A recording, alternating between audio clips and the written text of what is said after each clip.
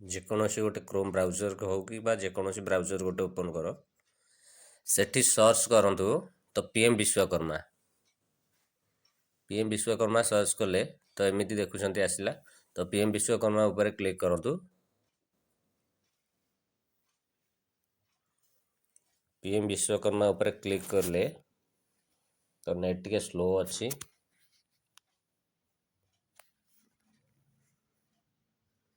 ଦେଖ ଏମିତି ଗୋଟେ ପେଜ୍ ଓପନ୍ ହେବ।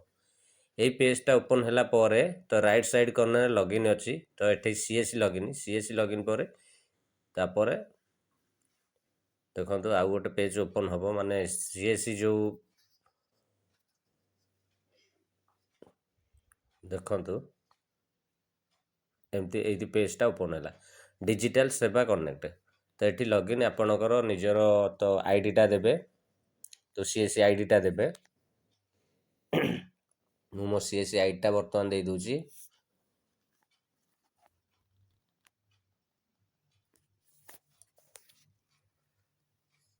CSC ଆଇଡ଼ିଟା ଦେଲା ପରେ ତଳେ ନିଜର ପାସୱାର୍ଡ଼ଟା ଦେବେ। ପାସୱାର୍ଡ଼ ପରେ କ୍ୟାପଚା।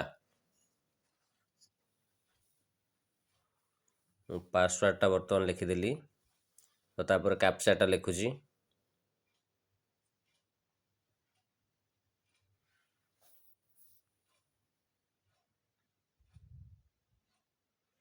କ୍ୟାପଚା ପରେ ଦେଖନ୍ତୁ ସାଇନ୍ ଇନ୍ରେ କ୍ଲିକ୍ କରିବା। ସାଇନ୍ ଇନ୍ କଲା ପରେ ଦେଖନ୍ତୁ ରେଜିଷ୍ଟର ନାମ ଆସିଲା। ଏଠି ଫାଷ୍ଟ ନୋ କରିବେ, ସେକେଣ୍ଡଟା ବି ନୋ କରିବେ, କଣ୍ଟିନ୍ୟୁ ପରେ ଦେଖନ୍ତୁ ଆଧାର ଭେରିଫିକେସନ୍ ଉପରେ ଲେଖା ହେଇଛି କ'ଣ ନା please enter Aadhaar linked mobile number.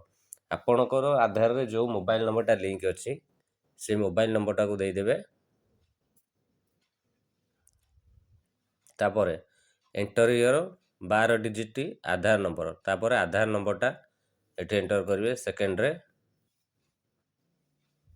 ତାପରେ ଦେଖନ୍ତୁ ଏଠି କ୍ୟାପଚାଟା ଫିଲ୍ଅପ୍ କରିଦେବେ। EQHBFW କ୍ୟାପଚାଟା ବର୍ତ୍ତମାନ ମୁଁ ଫିଲ୍ଅପ୍ କରିଦେଇଛି। ଫିଲ୍ଅପ୍ କଲା ପରେ ଏଠି ଠିକ୍ ମାର୍କ, ତାପରେ କଣ୍ଟିନ୍ୟୁ ପରେ ଆଧାର ଭେରିଫିକେସନ୍, ଆଧାର ଯେଉଁ ଆପଣ ଯେଉଁ ମୋବାଇଲ୍ ନମ୍ବରଟା ଦେଇଛନ୍ତି ସେତିକି ଗୋଟେ OTP ଯାଇଥିବ, ଆଧାର OTPଟେ। ଏଠି OTPଟା ସେଠୁ ଆପଣ ଏଠି OTPଟା ଫିଲ୍ଅପ୍ କରିବେ।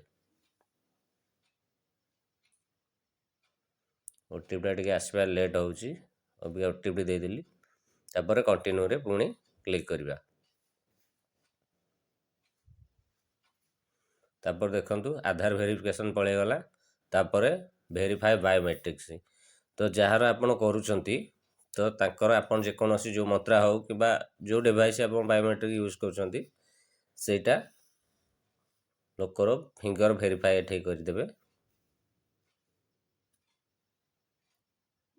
ଭେରିଫାଏ ଫିଙ୍ଗର କରିବେ। ଫିଙ୍ଗରଟେ ଭେରିଫାଏ ହେଲା ପରେ ଏମିତି ଆସିବ ପର୍ସନାଲ ଡିଟେଲ୍ସ। ଆପଣଙ୍କର ଆଧାରରେ ଯାହା ଥିବ ସେଇଗୁଡ଼ା ସବୁ ଅଟୋମେଟିକ୍ ଏଠି ପଳେଇ ଆସିଥିବ। ଆଉ ଖାଲି ଆପଣ ଯାହା ସିଲେକ୍ଟ କରିବେ ମ୍ୟାରିଟାଲ୍ ଷ୍ଟାଟସ୍, ତାପରେ ଜେଣ୍ଡର, ତାପରେ କ୍ୟାଟେଗୋରୀ ଜେନେରାଲ, ଦିବ୍ୟାଙ୍ଗ ଅଛନ୍ତି କି ନାହିଁ ଏଠି କରିବେ ହେଲା। ତାପରେ are you doing business in same state yes କରିଦେବେ। ଏଇଟା ବି ଡିଷ୍ଟ୍ରିକ୍ଟ ୟେସ୍ କରିବେ। ତାପରେ ଦେଖୁଥିବେ ଆଧାର ନମ୍ବର ଆଉ ମୋବାଇଲ୍ ନମ୍ବର ଅଟୋମେଟିକ୍ ପଳେଇ ଆସିବ। ତ ତାପରେ ରାସନ କାର୍ଡ଼ ଆପଣଙ୍କର ବି ଅଟୋମେଟିକ୍ ଆସିବ ଭାରି। ରାସନ କାର୍ଡ଼ କେତେ ଜଣ ଅଛନ୍ତି ସେଇଟା ବି ପଳେଇ ଆସିବ। ତାପରେ ଆଡ୍ରେସ୍ ଅପଡ଼େଟ୍ ସେମ୍ ଆଜ୍ ଆଧାର, ତ ଆଡ୍ରେସ୍ଟା ଲେଖିଦେବେ ସେମ୍ ଆଜ୍ ଆଧାର। ଏଠି ୟେସ୍ କରିବେ। ବ୍ଲକ୍ ନାଁଟା ଆପଣ କରିଦେବେ। ବ୍ଲକ୍ ନାଁ ଦେଇ ସାରିଲା ପରେ ଏଠି ତାପରେ ଦେଖୁଥିବେ ଗ୍ରାମ ପଞ୍ଚାୟତ ଆସିବ। ନିଜର ଗ୍ରାମ ପଞ୍ଚାୟତ ନାଁଟାକୁ ଦେଇଦେବେ। ତାପରେ ପର୍ସନାଲ ଟ୍ରେଡ୍ ଡିଟେଲ୍ସ, ଆପଣ ଏଠି କେଉଁ କାମ କରୁଛନ୍ତି ଏଠି ଦେବେ। ତ ମୁଁ ଯେଉଁ ଲୋକର କରୁଛି ବର୍ତ୍ତମାନ ମୁଁ ତାଙ୍କର ପକାଉଛି ମନସନ ମିସ୍ତ୍ରୀ, ମାନେ ରାଜମିସ୍ତ୍ରୀ ପକାଇ ଦେଉଛି। ତାପରେ ରାଇଟ୍ ସାଇଡ଼୍ ଦେଖୁଥିବେ ସଫ୍ଟୱେର୍ରେ ମୁଁ ଏଠି ପ୍ଲାଷ୍ଟର ମିସ୍ତ୍ରୀ ବୋଲି ମୁଁ ତାଙ୍କର ପକାଉଛି। ବିଜନେସ୍ ଆଡ୍ରେସ୍ ସେମ୍ ଆଜ୍ ଆଧାର ଆଡ୍ରେସ୍, ଏଇଟା ଠିକ୍ କଲି। ତାପରେ ନେକ୍ସଟ ନେକ୍ସଟ କଲା ପରେ ଆଉ ଗୋଟେ ଏମିତି ଆସିବ ସେଭିଂ ବ୍ୟାଙ୍କ ଡିଟେଲ୍ସ। ଆପଣଙ୍କ ବ୍ୟାଙ୍କ ଡିଟେଲ୍ସ ଏଠି ଭରିବେ। ନେମ୍ ଅଫ୍ ବ୍ୟାଙ୍କ, ଆପଣଙ୍କର ଯେଉଁ ବ୍ୟାଙ୍କରେ ଖାତା ଅଛି ସେ ବ୍ୟାଙ୍କ ଆପଣଙ୍କର ଦେଇଦେବେ। ମୁଁ ଦେଲି ବର୍ତ୍ତମାନ ଷ୍ଟେଟ୍ ବ୍ୟାଙ୍କ। ଯେଉଁ ବ୍ୟାଙ୍କ ଦେଲେ ତାର IFSC କୋଡ଼ଟା ଆପଣ ଏଠି ଲେଖିବେ।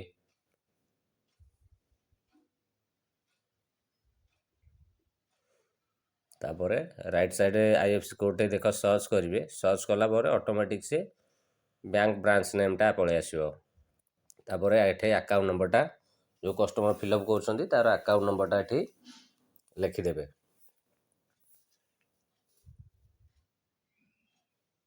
ତ ଆକାଉଣ୍ଟ ନମ୍ବରଟା ବର୍ତ୍ତମାନ ମୁଁ ଲେଖିଦେଉଛି। ଲେଖିବା ପରେ ଏଠି କନଫର୍ମ ଆକାଉଣ୍ଟ ନମ୍ବର, ସେଇ ଆକାଉଣ୍ଟ ନମ୍ବରଟାକୁ ଆଉ ଥରେ ଏଠି କନଫର୍ମ କରିଦେବେ।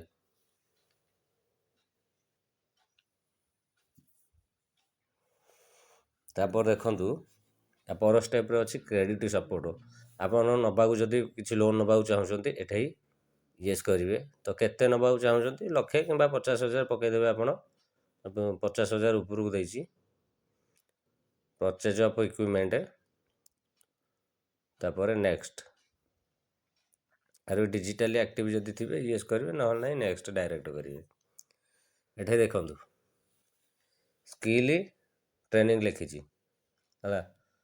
ଏଠି ଗୋଟେ ଲେଖିବେ ଆପଣ କ୍ୱାଲିଟି ସାର୍ଟିଫିକେଟ୍ ରିକ୍ୱାର୍ଡ଼ ବୋଲି ଲେଖିଦେବେ। ତାପରେ ଏଠୁ ନେକ୍ସଟ କ୍ଲିକ୍ କରିବେ। ଡିକ୍ଲାରେସନ୍ ଡିଟେଲ୍ସ ଆସିବ ଭାରି।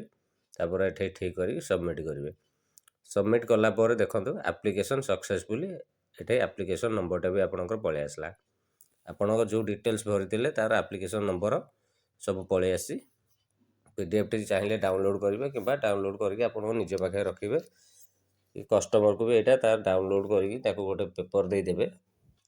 ତା ଯେଉଁ ଆପ୍ଲିକେସନ୍ ନମ୍ବର ହେରିକା ଥିବ ସେଇଟା ଦେଇଦେବେ। ଏତିକି ଆପଣଙ୍କୁ କାମ କରିବାକୁ ପଡ଼ିବ, ବେଶୀ କିଛି ଏଥିରେ ନାହିଁ। ତ PM ବିଶ୍ୱକର୍ମା କେମିତି କରାଗଲା ଆପଣ ଜାଣିପାରିଲେ। ଏତିକି କାମ, ଆଉ କିଛି